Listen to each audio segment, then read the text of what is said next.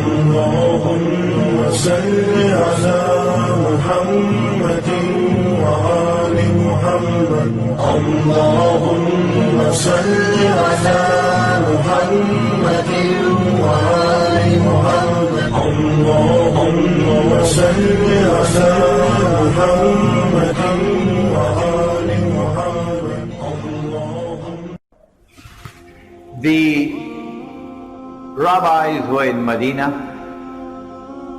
and the Quraysh sent a delegation to find out from them, how can we tell whether this man, Nabi Muhammad is indeed a prophet? The rabbis had asked him 3 questions, which only a prophet can answer. And Allah subhanahu wa ta'ala is sending the answers to the 3 questions. One of the questions was, ask him about the great traveler. Ask him about the great traveler who traveled to the 2 ends of the world. So with question 1, ask him about the great traveler who traveled to the 2 ends of the earth. And we are told that this traveler is called Zulkarnain, the one who possesses 2 qarns.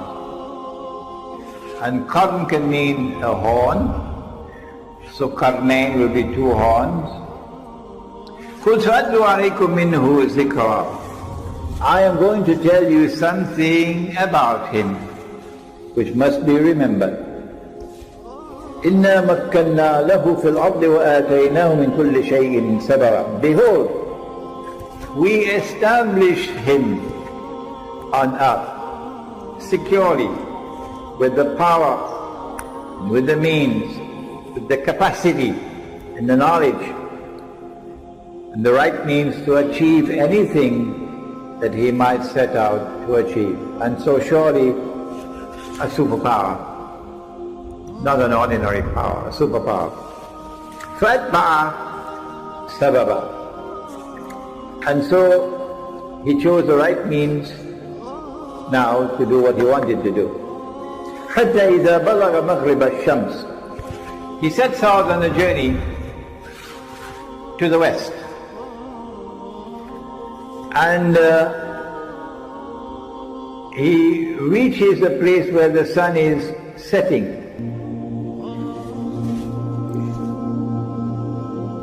And there he found it setting in a body of water that was hamiyah,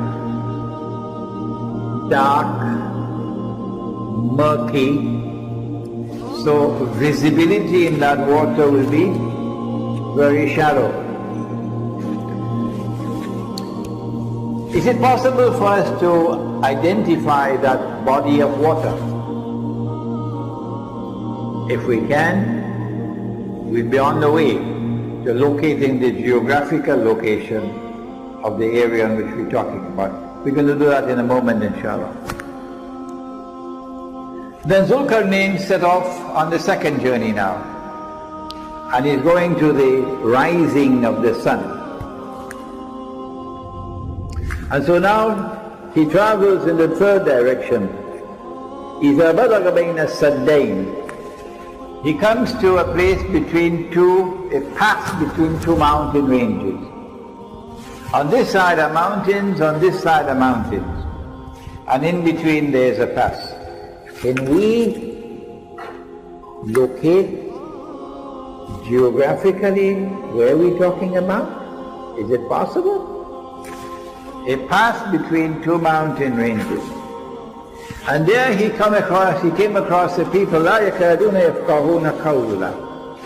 He came across a people whose language he could not understand. Because their language was unique. Their language had no connections with other language in that region.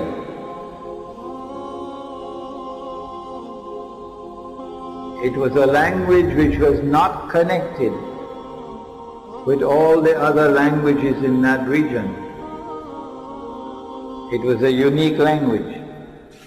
When they had learned to communicate with each other, then these people spoke to Zulkarnain and said to him, Ya Zulkarnain, O Zulkarnain, Inna Ya'juja wa Ma'juja mufsiduna fil ard. Gog and Magog are committing acts of fasad in our territory. O Zulkarnain, can you help us? You have the power.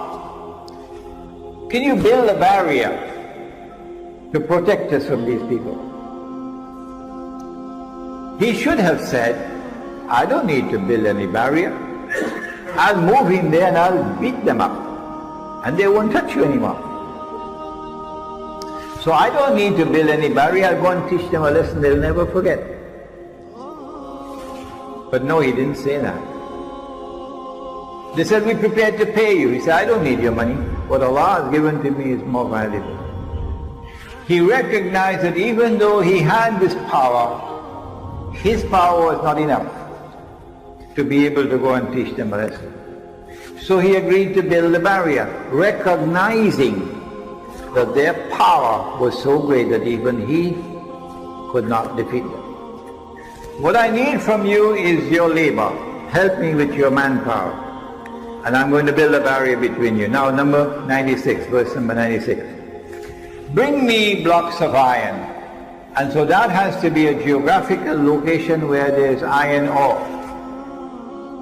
It has to be a geographical location where there are mountain ranges and a pass between the mountain ranges. It has to be a geographical location where on the left you have a body of water which is so dark and murky that visibility is very shallow. Okay?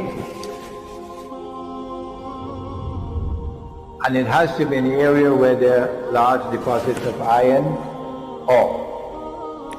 Bring me blocks of iron. And after he had covered the pass with blocks of iron, he said, build a furnace, blow with your bellows, and now bring me molten copper. So he poured the molten copper, and the engineers, we have an engineer here, tells me that this is to prevent rust. And after he had built the barrier and covered it, the Quran speaks, it changes from the word saddain to use another word, sadafain, in verse number 95. آتوني زبر الحديد حتى إذا ساوى بين الصدفين. Previously the word used was saddain, but now the word used is sadafain. Saddain is two barriers, two mountain ranges, but sadafain is something else. It is like the two sides of a shell. We're going to have some pictures of this now. The two sides of a shell. You've been to the seashore. When you open a shell like this, it will join at the bottom, but open at the top. That's the shape of the pass between the mountains. Join at the bottom, open at the top. So when he had blocked off this space, this sadafain, now the molten copper is put on it. Gog and Magog could neither scale the barrier nor could they penetrate it, so they are now trapped behind the barrier. And so Zulkarnain now says, هذا رحمة من ربي. This barrier is constructed in consequence of Allah's kindness and grace. فإذا جاء وعد ربي, but when that time comes of which my word has warned, إذا فتحت, they will not return to reclaim the town as their own until إذا فتحت, until Gog and Magog are released. When that time comes for Gog and Magog to be released, so that Banu Israel are to be brought back to the Holy Land, جئنا بكم لفيفا, brought back as a motley crowd. At that time, جَعَلَهُ دَكَّا, Allah is going to bring down this barrier and it become dust. Now let's turn to the pictures and see whether we can locate. This is the Caucasus Mountains here, the white being the snow. And on the left side there is a body of water which is so dark and so murky, with so much algae in it, that it has been given a name. And that name has been there with it for many, many, many years. Even the time of Ibn Kathir, it's called the Black Sea. It's called the Black Sea. Why? Because it is so dark. If you go to the Mediterranean Sea and you're on a ship, you can see several meters underneath the water. But if you go to the Black Sea, you'd hardly be able to see more than 1 meter underneath the water. Ibn Kathir recognizes this to be the sea mentioned in the Quran as Hamiya. On this side of the Black Sea is the Caspian Sea. And in between the Caspian and the Black Sea is this body of land. So we say that Zulkarnain is traveling in that direction to the west, and then in this direction to the east. The Caucasus Mountains are an unbroken range of mountains from that end to this end. But in between the Caucasus Mountains, there is one pass, only one, in between. It's called the Darya Gorge. There we are. There is the gorge, and there's one side, and there's the other side. And it's like an open shell. See, the Quran is describing this Sadafain. So we have, I believe, established for you the geographical location of Gog and Magog. The people who are located behind the barrier. Behind the barrier, on that side of the Caucasus, were the Khaza, a tribe of people who converted and became Jews. Must have been on a Sunday morning. And some of them converted from Judaism and became Christians. Must have been on a Sunday evening. So you have Khaza who are Jews, and you have Khaza who are Christians. But they did not become Jews because of religious conviction. They became Jews as a matter of political convenience. So they don't particularly care for Torah and for the laws of diet and so on. So these are people who are Jews as a nation, but not as a religion. A nation, not a religion. These are the people who today control power in the world. It is the Zionist movement, it's the Anglo-American alliance, which is now a Zionist alliance. It is Gog and Magog. They are the ones who control power in the world, and they are delivering to Israel the status of ruling state in the world. And in Sahih Muslim, Allah said Hadith al-Qudsi about Gog and Magog, which explains why Zulkarnain agreed to build the barrier.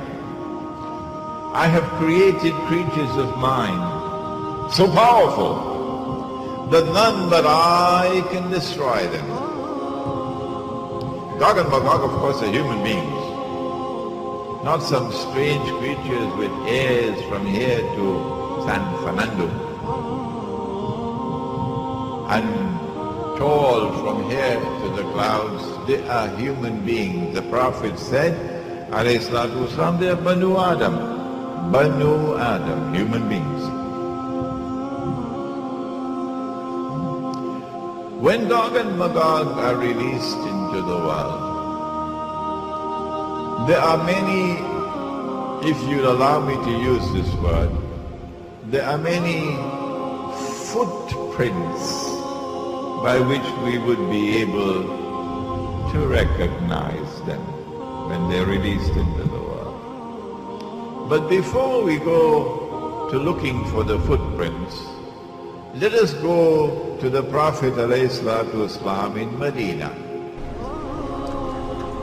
Nabi Muhammad ﷺ was asleep at the home of his wife Zainab radiallahu ta'ala anha.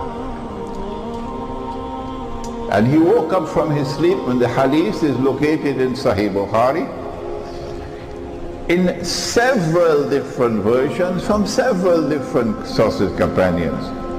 So we say it is mutawatir. He woke up from his sleep.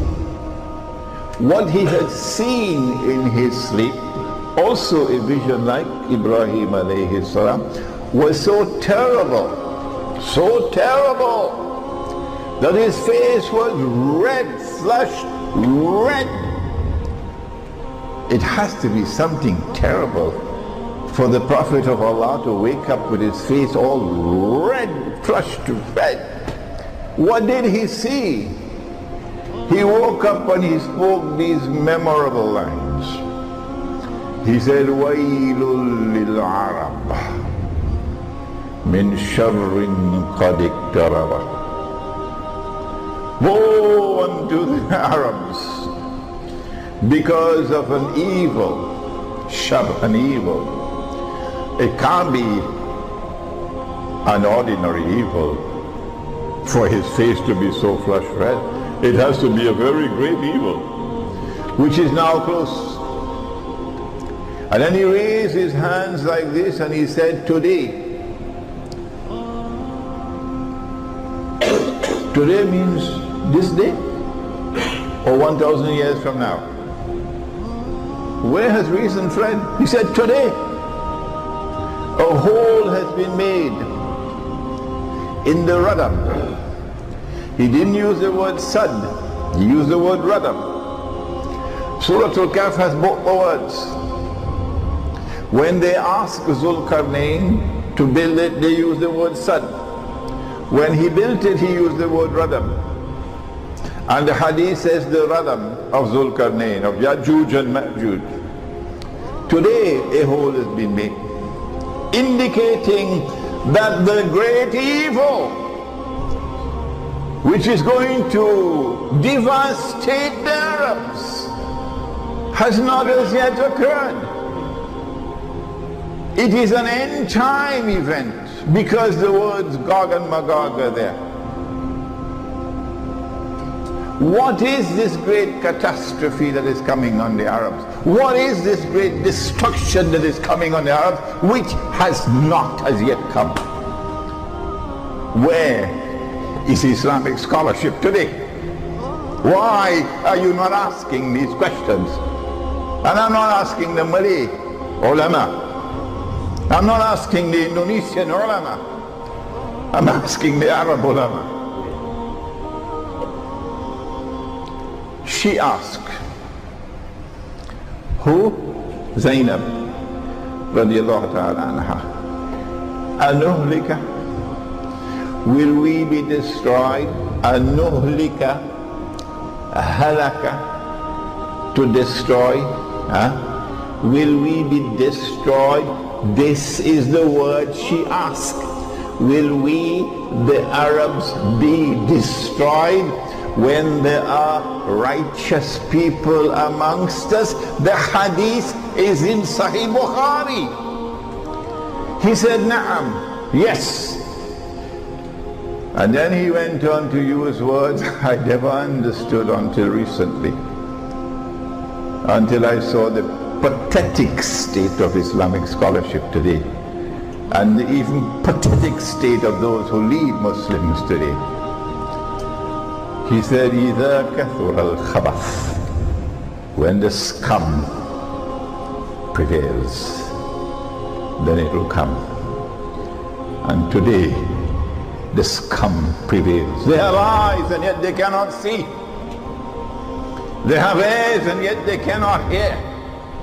They have hearts and yet they do not understand. أُولَٰئِكَ كَالْأَنْعَامِ بَلْ هُمْ أَضَلُّ بَلْ هُمْ أَضَلُّ.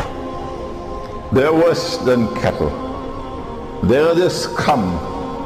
And when the scum prevails, then the destruction of the Arabs, not the Malay, not the Turks, the Arabs will take place.